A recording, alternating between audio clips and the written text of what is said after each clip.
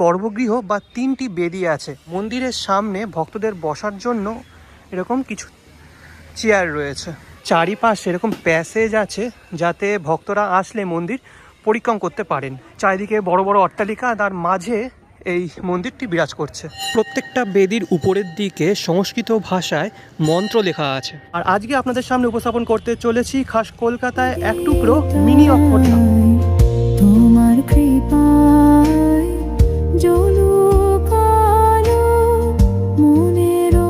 নমস্কার বন্ধুগণ, কেমন আছেন আপনারা? আশা করি ভালো আছেন। এতদিন পর্যন্ত আমি আপনাদের সামনে উপস্থাপন করেছি খাস কলকাতায় এক টুকরো আসাম বা এক টুকরো ত্রিপুরা বা এক টুকরো দক্ষিণ কলকাতা। আর আজকে আপনাদের সামনে উপস্থাপন করতে চলেছি খাস কলকাতায় এক টুকরো মিনি অক্ষরধাম। মিনি অক্ষরধাম কেন বলছি? কারণ আসল অক্ষরধামের মতো অত বড় নয় এবং গঠনশৈলীও নিউ দিল্লির অক্ষরধামের মতো নয়। তাহলে অক্ষরধাম কেন? কারণ নবনির্মিত এই মন্দিরের নাম দেওয়া হয়েছে অক্ষর মন্দির। আর সবথেকে বড় কথা, এই মন্দিরটি উদ্বোধন হয়েছে মাত্র 2 মাস হলো। তো কোথায় যাচ্ছি আজকে, কি করে যাবেন, সমস্ত তথ্য পেয়ে যাবেন এই ভিডিওতে। আপনাদের যদি ভালো লাগে ভিডিওটা, তাহলে অবশ্যই লাইক, কমেন্ট, শেয়ার এবং সাবস্ক্রাইব করতে ভুলবেন না। তো চলুন রওনা দেওয়া যাক কলকাতার এক টুকরো এই মিনি অক্ষরধামে।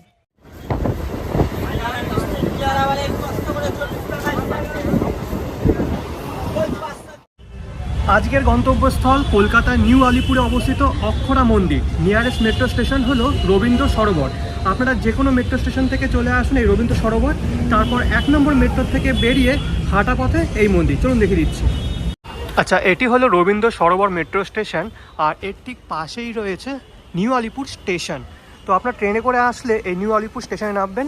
এটি হলো 1 নম্বর এবং 2 নম্বর গেট। ও পাশে 1 নম্বর গেট, এ পাশে 2 নম্বর গেট। যে কোনো একটা দিয়ে বেরোবেন, বেরিয়ে বাঁ দিকে যাবেন। এই যে গেট দিয়ে বেরিয়ে আপনারা বাঁ দিকে যাবেন। 10 মিনিট মতন লাগবে।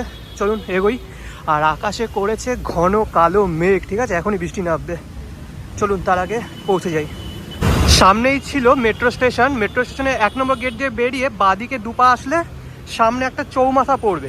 এই চৌমাথা ক্রস করে অপর প্রান্তে যেতে হবে। ওদিকে আছে সত্যনারায়ণ মিষ্টান্ন ভাণ্ডার। ওই মিষ্টির দোকানের পাশে যে রাস্তা, সেই রাস্তাতে সোজা হেঁটে যেতে হবে।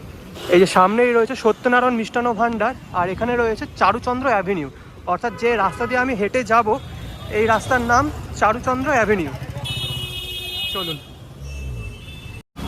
সত্যনারায়ণ মিষ্টান্ন ভাণ্ডারের পাশে এই যে রাস্তা দেখছেন, এই রাস্তাটা সোজা আপনাকে যেতে হবে, কোনো এদিক না ওদিক না, ঠিক? আচ্ছা, আমার একটা বিষয় বলতে ভুল হয়েছে, সেটা হলো রবীন্দ্র সরোবর মেট্রো স্টেশনের পাশে হলো Tollygunge rail station, new Alipore rail station নয়। এটা আমার ভুল হয়েছে বলতে।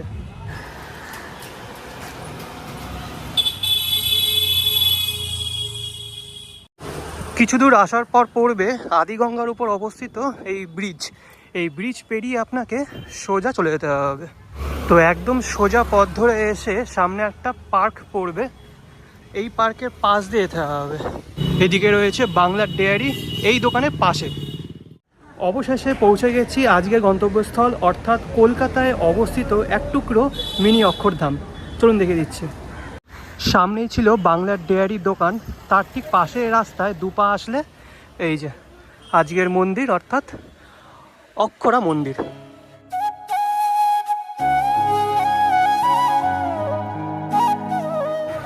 আচ্ছা, তো বর্তমানে দাঁড়িয়ে আছি আজকের গন্তব্যস্থল অর্থাৎ কলকাতার অক্ষরা মন্দিরের একদম সামনে। মন্দিরের গঠনশৈলী সম্পূর্ণ কিন্তু আলাদা, যেমনটা আমরা দেখে থাকি, যেমন আটচালা মন্দির বা নবরত্ন মন্দির, তার থেকে সম্পূর্ণ আলাদা। মন্দিরটি দেখলে আপনাদের কোনো বৌদ্ধ মোনাস্ট্রির কথা মনে পড়ে যাবে, তেমনই কিন্তু অনেকটা গঠনশৈলী। নিচে একটা রকম অংশ বিশেষ রয়েছে, তার উপরে ছোট একটা রকম স্ট্রাকচার। মন্দিরে ওঠার জন্য দুদিক দিয়ে সিঁড়ি আছে। রাস্তার থেকে কিন্তু অনেকটাই উঁচু এই মন্দির। এপাশে লেখা রয়েছে, এই দেখুন, অক্ষরা মন্দির নিউ আলিপুর। অক্ষরা মন্দির নিউ আলিপুর। আর নিচে ইংলিশে লেখা রয়েছে অক্ষরা টেম্পল নিউ আলিপুর। এবার এই মন্দিরের নাম অক্ষরা টেম্পল বা অক্ষরা মন্দির কেন সেটা সঠিক জানি না। মন্দিরের কর্তৃপক্ষ বা পুরোহিত মশাই যিনি আসবেন, তার কাছ থেকে শুনে আপনাদের জানিয়ে দেব। এই যে মন্দিরটা দেখছেন আমার পিছনে, অর্থাৎ অক্ষরা মন্দির, এই মন্দিরটি উদ্বোধন হয়েছে এবছর মার্চ মাসের 8 তারিখে। তো চলুন এবার মন্দিরের উপর ওঠা যাক। চলুন এই সিঁড়ি দিয়ে উপরে উঠে মন্দিরের সামনে যাওয়া যাক। মন্দির এখন বন্ধ আছে যদিও বা। আচ্ছা, এখানেই আমি জুতো খুলবো। আর এখানে একটা গেট রয়েছে ছোট করে।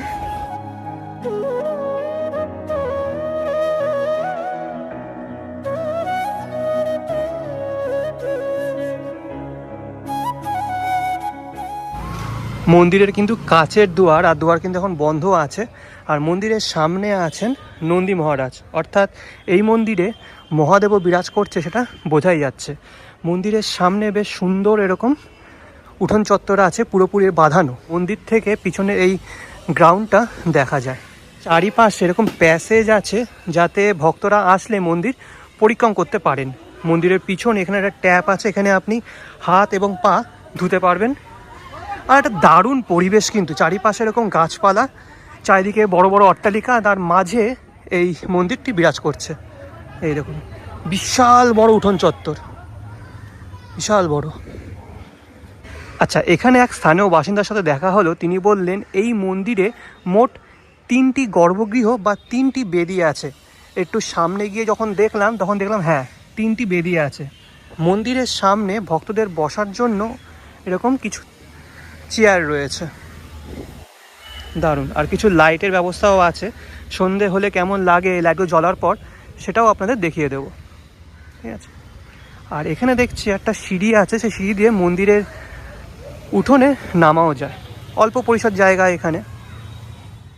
নিউ দিল্লির অক্ষরা মন্দিরের কথা বা অক্ষরধামের কথা সকলেই শুনেছেন, যার পরিচালনায় থাকেন BAPS স্বামীনারায়ণ সংস্থা। এবার চলুন, যতক্ষণ না মন্দির খুলছে ততক্ষণ অক্ষরধাম মন্দির সম্পর্কে কিছু তথ্য জেনে নেওয়া যাক। নিউ দিল্লিতে অবস্থিত অক্ষরধাম মন্দির পৃথিবীর যত বৃহত্তম এবং সুন্দরতম মন্দির আছে তার মধ্যে অন্যতম। এই মন্দির প্রতিষ্ঠা হয়েছিল 6ই নভেম্বর 2005 সালে। এই স্থাপত্য বা অনবদ্য মন্দির নির্মাণ করিয়েছেন BAPS স্বামীনারায়ণ সংস্থা।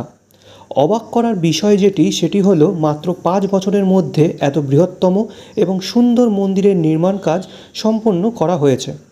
এই মন্দিরে যে সমস্ত দেবদেবীগণ পূজিত হন তারা হলেন ভগবান স্বামীনারায়ণ, শ্রীরাম এবং মা সীতা, শ্রী শ্রী রাধাকৃষ্ণ, শ্রী শ্রী লক্ষ্মীনারায়ণ এবং মা পার্বতী ও মহাদেব। বর্তমানে পৃথিবীর বিভিন্ন দেশে এই অক্ষরধাম মন্দির আছে, যেমন লন্ডনে অবস্থিত স্বামীনারায়ণ মন্দির, আফ্রিকার নাইরোবিতে অবস্থিত স্বামীনারায়ণ মন্দির, অস্ট্রেলিয়ার সিডনিতে অবস্থিত স্বামীনারায়ণ মন্দির এবং আমেরিকা যুক্তরাষ্ট্রে অবস্থিত এই স্বামীনারায়ণ মন্দির। এই মন্দিরগুলির পরিচালনায় থাকেন BAPS স্বামীনারায়ণ সংস্থা। কিন্তু এবার প্রশ্ন হলো, এই অক্ষরা মন্দির অর্থাৎ কলকাতা নিউ আলিপুরে অবস্থিত অক্ষরা মন্দির নিউ দিল্লিতে অবস্থিত অক্ষরা ধাম বা BAPS স্বামীনারায়ণ সংস্থার সাথে যুক্ত কিনা, সেটা মন্দিরের কর্তৃপক্ষ বা মন্দিরের পুরোহিত মশাই আসার পরেই জানতে পারব।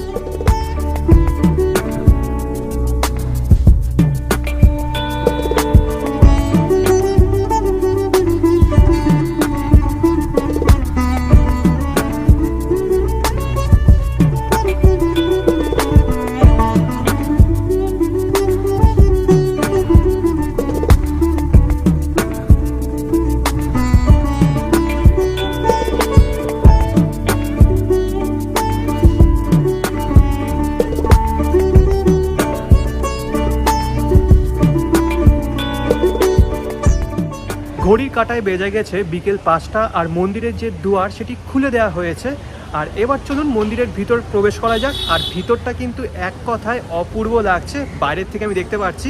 তো চলুন দেখিয়ে দিই। হরি হরি তব নাম গাই, প্রেমের সাগরে ডুব দিতাই। আপনাদের প্রথমেই বললাম যে মন্দিরের ভিতরে 3টি সিংহাসন আছে। প্রবেশ করার জন্য 3টি দুয়ার আছে, যে কোনো একটি দুয়ার দিয়ে আপনারা প্রবেশ করতে পারেন। আর চলুন এদিক দিয়ে প্রবেশ করি। পাথরের বেদি, তার উপরে কাঠের সিংহাসন নির্মাণ করে বিগ্রহ প্রতিষ্ঠা করা হয়েছে। সবার প্রথমে যদি সামনের দিকে তাকান তাহলে চোখে পড়বে শিবলিঙ্গ। এই যে কোষ্ঠী পাথর দ্বারা নির্মিত এই শিবলিঙ্গ, ভক্তরা এসে এই শিবের মাথায় মানে শিবলিঙ্গের মাথায় জলও ঢালেন।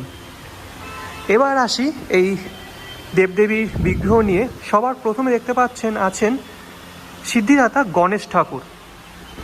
এই যে সম্পূর্ণ শ্বেত পাথর দ্বারা নির্মিত আর হলুদ বর্ণের একটি বস্ত্র তিনি পরিধান করে আছেন। যে সিংহাসনে তিনি বিরাজ করছেন সেই সিংহাসনটা কিন্তু খুবই সুন্দর, এই দেখুন। আচ্ছা, তারপরে আছে শ্রী শ্রী রাধাকৃষ্ণ। শ্রী শ্রী রাধাকৃষ্ণের এই যে বিগ্রহ, এটিও কিন্তু শ্বেত পাথর দ্বারা নির্মিত আর খুব সুন্দর সাজসজ্জায় তারা সজ্জিত। এখানে শ্রীকৃষ্ণ বাঁশি বাজাচ্ছেন, সেই ভঙ্গিমায় তিনি আছেন। এরকম ভঙ্গিমায় আমরা দেখে থাকি সমস্ত মন্দিরে। আর হলুদ বর্ণের একটি পোশাক, তার উপরে ফুল ফুল কারুকার্য করা, পিছনে আছে ওম লেখাটা। আর এই সিংহাসনটা কি সুন্দর করে সাজানো হয়েছে একবার দেখুন। তার পাশে তৃতীয় যিনি আছেন তিনি হলেন বজরংবলী। এই দেখুন, এটিও কিন্তু শ্বেতপাথর দ্বারা নির্মিত, মানে বিগ্রহ। তারও পিছনে দেখুন স্বস্তিক চিহ্ন রয়েছে। সব থেকে আকর্ষণীয় যে বিষয়টা এই মন্দিরের ভিতরে, সেটি হলো প্রত্যেকটা বেদির পিছনে উপরের দিকে মন্ত্র লেখা আছে। বজরংবলীর যে মূর্তি, তার পিছনে আছে শ্রী শ্রী হনুমান চল্লিশার সেই মন্ত্রটা। আর এপাশে আছে গায়ত্রী মন্ত্র শ্রী শ্রী রাধাকৃষ্ণের এই বেদির উপরে পিছন দিকে। ওং ভূর্ভুবস্বঃ তৎসবিতুল বরেণ্যম ভর্গো দেবস্য ধীমহি ধিয়ো ইয়ো ন প্রচোদয়াৎ। আর এপাশে সিদ্ধার্থ গণেশ ঠাকুরের পিছনে উপরের দিকে আছে গণেশ মন্ত্র। অপূর্ব লাগলো কিন্তু। আর আপনি যদি মাঝখানের দিকে তাকান তাহলে খুব সুন্দর একটি লাইটের ব্যবস্থা আছে। আর এপাশ দিয়ে কিছু ট্র্যাক লাইট একদম ফোকাস করছে এই বেদিগুলোর উপর, আর দেখতে খুব সুন্দর লাগছে। তোমার দয়া যেন নদীর প্রবাহ, মোর সকল দুঃখ করুক নিরাশ্রয়। তোমার গুণে ভরা হৃদয় পূর্ণ, তোমার ছায়ায় পাই মুক্তির ধরন। হরি হরি তব নাম গাই, প্রেমের সাগরে ডুব দিতাই। তোমার কৃপায় জনকালো মনের। আপনার নাম? मेरा नाम है पंडित सुगन चंद शर्मा। अच्छा, ये मंदिर प्रतिष्ठा कब हुआ था? ये 8 मार्च मार्च 1926। 2026। अच्छा, यहाँ पर कौन कौन सी पूजा होगा? यहाँ पर पूजा होता है, गणपति जी का पूजा होता है, विघ्न विनायक, राधा कृष्ण पूजा होता है, और बजरंगबली का पूजा होता है, हनुमान का। हनुमान जी हमारे यहाँ बहुत अच्छा परिचय देने वाले हैं। कोई भी आदमी लाल कपड़ा में नारियल बांध के 100 रुपया बांध करके इनके आगे आकर के अर्जी लगाता है, उनकी बहुत जल्दी सुनते हैं और मनोकामना पूरी करते हैं। और हमारे यहाँ शिव शंकर भोले बाबा का मंदिर है। यहाँ सामने नंदी जी को आने की कोई भी मनोकामना कहने से अपना सब पूरा होता है। यहाँ पर आने से तत्काल आपको तुरंत फायदा मिलेगा। अच्छा, भोग प्रसाद का कोई व्यवस्था है यहाँ पे? भोग प्रस्तुत का है, दोनों टाइम मिष्टी का भोग लगता है हमारे यहाँ। अभी यहाँ रांधा का व्यवस्था नहीं है, रांधा का व्यवस्था भी करने की चेष्टा में है, तो थोड़ा सा अभी विलम्ब हो रहा है। गैस उसका प्रॉब्लम है, थोड़ा सा आदमी का प्रॉब्लम है, होगा भोग का भी चालू करेंगे। आखिरी क्वेश्चन वो है कि इस मंदिर का नाम अक्षर मंदिर। हाँ। हाँ। न्यू दिल्ली में एक अक्षरधाम है, हाँ, उसके साथ कोई वो connection है? उसी का ये मतलब ये है अपना नहीं गुजरात में गांधी धाम, वहाँ पर अक्षरधाम जहाँ पर वो हुआ था ना गोलीकांड, उसी के नाम पर ही रखा गया। तो इसका मतलब अक्षरधाम के अक्षरधाम के नाम से न्यू अलीपुर चिल्ड्रन पार्क के ऊपर बना हुआ है, ओ ब्लॉक में पड़ता है। और जहाँ बच्चे लोग खेलते थे उसी के नीचे पानी का टैंक है, और ऊपर ये भगवान की कृपा से समुद्र के ऊपर समझो ये अपना मंदिर का स्थापना किया गया। विद्वान पंडित द्वारा इसका प्राण प्रतिष्ठा किया हुआ है, और यहाँ आने से सभी का मनोकामना पूरा होता है। ঠিক, বহুত বহুত ধন্যবাদ। মন্দিরের দুপাশে দুটি ঘর আছে, এ পাশে একটা ঘর আর ও পাশে আরেকটা ঘর। এই ঘরে ভোগ প্রস্তুত করা হয়, আর ওপাশের ঘরে ভোগের জন্য যে সমস্ত সামগ্রী দরকার সেই সামগ্রীগুলো ওই ঘরে রাখা হয়। ঠিক আছে, তো এই ছিল দিনের আলোয় দক্ষিণ কলকাতার নিউ আলিপুরে অবস্থিত অক্ষরা মন্দির। রাতের আলোয় মন্দিরটা কতটা সুন্দর লাগছে সেটাও আপনাদের দেখিয়ে দেবো। ঘড়ির কাঁটায় এখন বাজে সন্ধ্যে 6:30, আর মন্দিরের সমস্ত লাইট জ্বালিয়ে দেওয়া হয়েছে। মন্দিরের সামনে এই যে লাইট পোস্টগুলো আছে, মানে ছোটো ছোটো, সেগুলো জ্বালানো হয়েছে। তাছাড়া মন্দিরের উপরে অসংখ্য রকম লেড লাইট রয়েছে, তারই আলোয় গোটা মন্দির চত্বর আলোকিত হচ্ছে। দারুণ লাগছে কিন্তু দেখতে। আর সবথেকে বেশি ভালো লাগছে যে বিগ্রহগুলো আছে, সেই বিগ্রহের পিছনে ওং এবং স্বস্তিক চিহ্ন আছে, সেগুলোতেও লাইট দেওয়া হয়েছে বলে আরও বেশি ফুটেছে গোটা বিষয়টা। দারুণ লাগছে। দেখতেই পাচ্ছেন যে বিগ্রহগুলি আছে সেই বিগ্রহের পিছনে স্বস্তিক চিহ্ন এবং ওং চিহ্ন রয়েছে। বজরংবলীর পিছনে আছে স্বস্তিক চিহ্ন এবং শ্রী শ্রী রাধাকৃষ্ণের পিছনে আছে ওং চিহ্ন। আর গর্ভগৃহে যত লাইট ছিল সেগুলো জ্বালানো হয়েছে বলে দারুণ লাগছে।